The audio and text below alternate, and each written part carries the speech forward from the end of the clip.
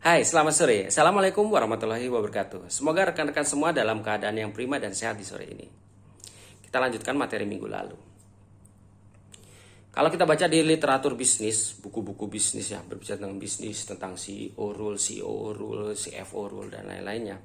Kalau kita menilik pada COO, ada 7 tipikal karakteristik COO dalam sebuah perusahaan. Yang pertama itu sang pelaksana atau the eksekutor. Kedua, guru atau mentor. Ketiga, si agen perubahan.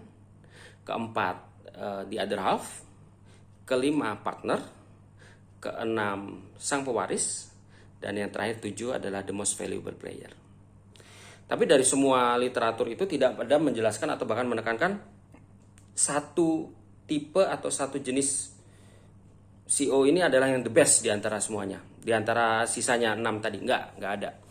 Dan bahkan kalau kita lihat di dunia perbisnisan, justru yang ada itu satu CEO itu gabungan. Dia gabungan atau kombinasi dari 2 atau 3 tipikal CEO yang ada. Dan yang paling banyak ditemuin adalah eksekutor dan partner atau half-life. Itu yang paling banyak ditemuin.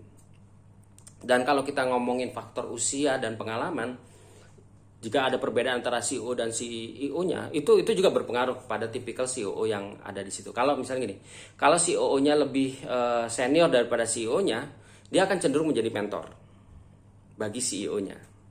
Terus kemudian kalau kebalikannya, CEO-nya lebih senior daripada CEO-nya, biasanya CEO-nya ini akan menjadi sang pewaris lah. Jadi akan ditatar, akan disiapkan untuk menggantikan posisi CEO.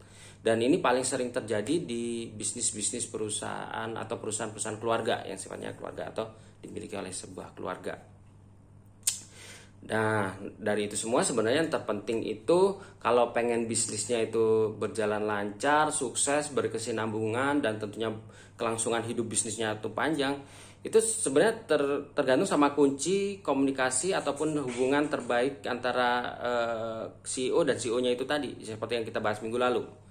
Karena antara CEO dan CEO itu harus memiliki komunikasi frekuensi yang sama dan intensitas yang cukup tinggi. Kemudian trust satu sama lain, terus pembagian tugas yang cukup jelas sehingga tidak terjadi tumpang tindih. Dan yang paling penting lagi adalah mereka harus saling melengkapi satu sama lain. Itu kuncinya. So, bagaimana menurut Anda? Apakah Anda siap menerima tantangan berikutnya?